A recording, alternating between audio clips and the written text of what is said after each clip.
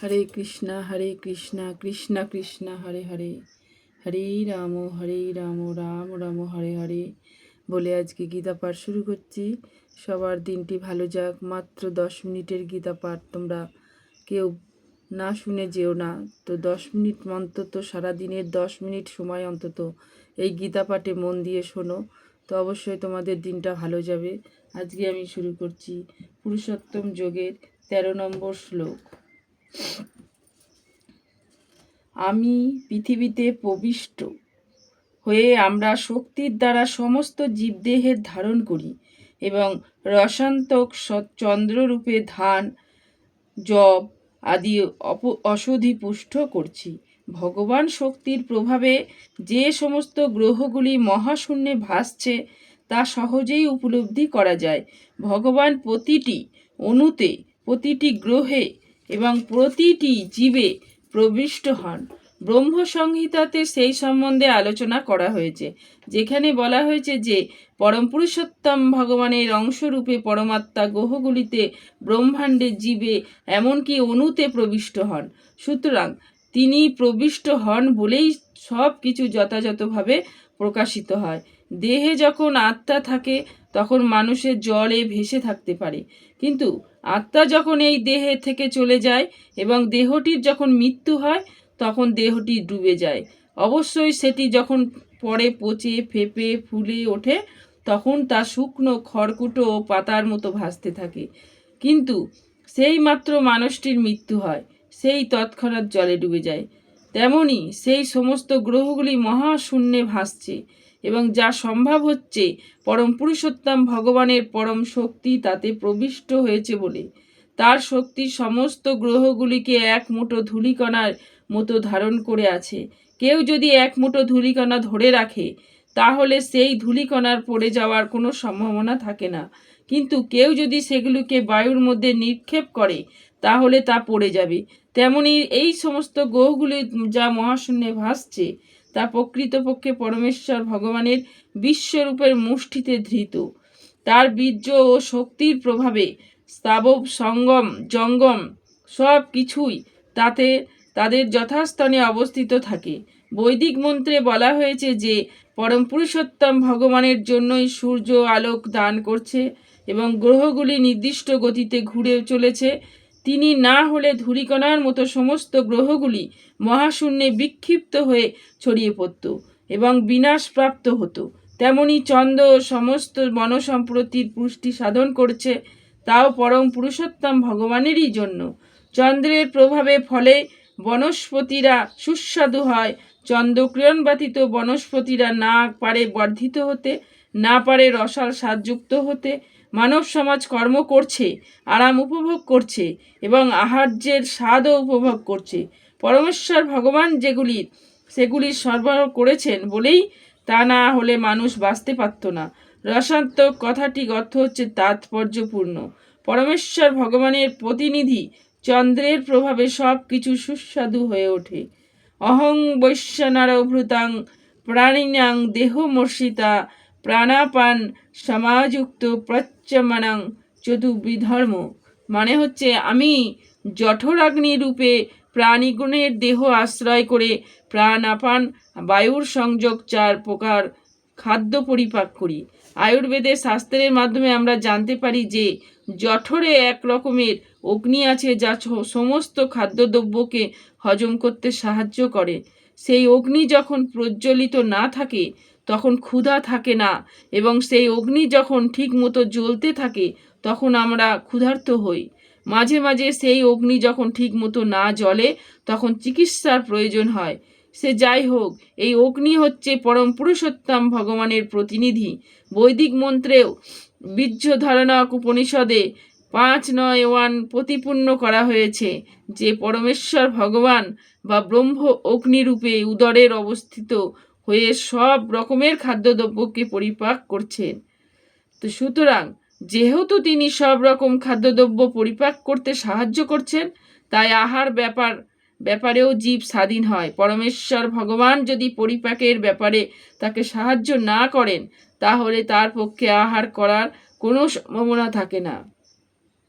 এইভাবে তিনি খাদ্যশস্য উৎপাদন করেন এবং পরিপাক করেন এবং তারই কৃপার প্রভাবে আমরা আমাদের জীবনযাপন উপভোগ করতে পারি।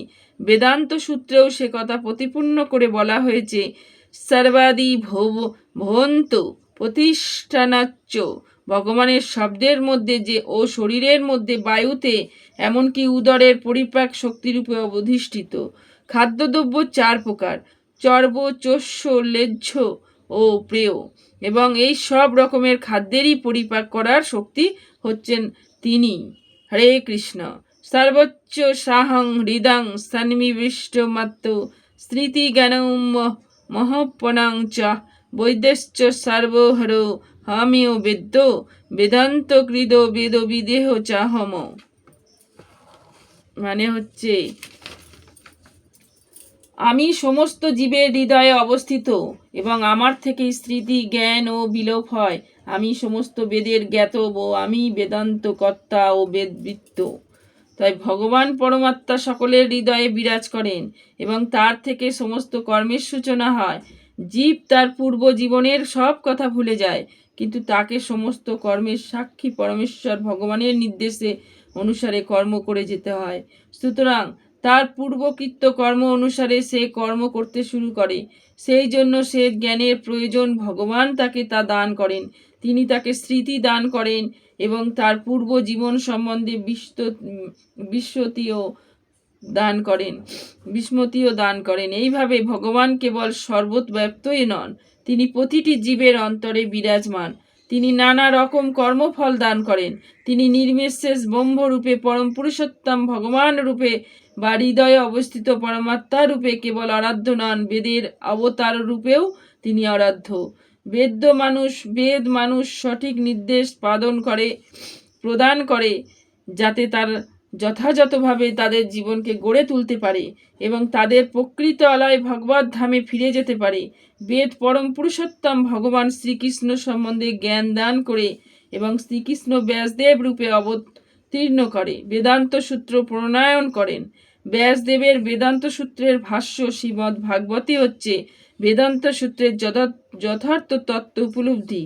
পরমেশ্বর ভগবান এতই পূর্ণ যে বদ্ধ জীবেরও উদ্ধারের জন্য তিনি হচ্ছেন তার খাদ্যদ্রব্যের সরবরাহকারী, পাচনকারী, তার কর্মের সাক্ষী, বেদ রূপে তার জ্ঞান প্রদাতা এবং পরম পুরুষোত্তম ভগবান শ্রীকৃষ্ণ রূপে ভগবদ্গীতার শিক্ষক। তিনি বদ্ধ জীবাত্মার আরাধ্যা। এইভাবে ভগবান সর্বমঙ্গলময় এবং তিনি পরম দয়াময়। শাস্ত্র জ্ঞানানামা, দেহ ত্যাগ করার সঙ্গে সঙ্গে জীব সব কিছু ভুলে যায়, কিন্তু পরমেশ্বর ভগবানের দ্বারা উদ্ভূত হয়ে সে আবার তার কর্ম শুরু করে। যদিও সে তার পূর্বজন্মের সব কথা ভুলে যায়, তবুও সেখানে তার কর্ম শেষ করেছিল। সেখান থেকে আবার শুরু করবার জন্য ভগবান তাকে বুদ্ধি দান করেন। সুতরাং হৃদয়ে অবস্থিত পরমেশ্বর ভগবানের নির্দেশে অনুসারে জীব যে কেবল জাগতিক সুখ দুঃখ ভোগ করে তাই না, তার কাছ থেকে বৈদিক জ্ঞান উপলব্ধ করার সুযোগও সে পায়। কেউ যদি বৈদিক জ্ঞান লাভে গভীরভাবে প্রয়াসী হয়, তাহলে শ্রীকৃষ্ণ তাকে উপযুক্ত বুদ্ধিও দান করেন। আমাদের উপলব্ধির জন্য কেন তিনি বৈদিক জ্ঞান দান করেছেন? কারণ ব্যক্তিগতভাবে শ্রীকৃষ্ণকে জানা জীবের প্রয়োজন। বৈদিক শাস্ত্রে সেই সম্বন্ধে প্রতিপূর্ণ করে বলা হয়েছে, যাহস্যি সর্ব বৈদিক গৃহতে চতুর্বেদ থেকে শুরু করে বেদান্ত সূত্র, উপনিষ, পুরাণ আদি সমস্ত শাস্ত্রে পরমেশ্বর ভগবানের যশ কীর্তিত হয়েছে। বৈদিক আচার অনুষ্ঠান অনুচরণ করার ফলে, বৈদিক দর্শন আলোচনা করার ফলে, ভক্তিযোগে ভগবানের আরাধনা করার ফলে তাকে লাভ করা যায়। সুতরাং বেদের উচ্ছেদ হচ্ছে শ্রীকৃষ্ণকে জানা। বেদ আমাদের ভগবান শ্রীকৃষ্ণকে উপলব্ধ করবার নির্দেশ দেয় এবং পথ প্রদর্শন করে। পরম পুরুষোত্তম ভগবান হচ্ছেন পরম লক্ষ্য। সেই কথা প্রতিপূর্ণ করে বেদান্ত সূত্রে বলেছে, তৎ তু সমমন্তায়, 3টি পর্যায়ে পরিপূর্ণতা অর্জন করা যায়। বৈদিক শাস্ত্র উপলব্ধ করার মাধ্যমে পরম পুরুষোত্তম ভগবানের সঙ্গে নিত্য সম্পর্কের কথা জানতে পারা যায়। বিভিন্ন পদ্ধতি অনুসারে মাধ্যমে ভগবানের দিকে অগ্রসর হওয়া যায় এবং অবশেষে জীবনের পরম লক্ষ্য পরম পুরুষোত্তম ভগবানের শ্রীপাদ পদ্মে উপনিষদে হওয়া যায়। এই শ্লোকে বেদের উদ্দেশ্যে বেদের উপলব্ধ ও বেদের লক্ষ্য স্পষ্টভাবে বর্ণনা করা হয়েছে। হরে কৃষ্ণ কৃষ্ণ কৃষ্ণ হরে হরে, হরে রাম রাম রাম হরে হরে। এই বলে গীতা পাঠ এখানে শেষ করছি। পরবর্তী গীতা পাঠ আবার কালকে। হরে কৃষ্ণ, রাধা মাধব, হরি বল, জয় রাধে। হরে কৃষ্ণ হরে।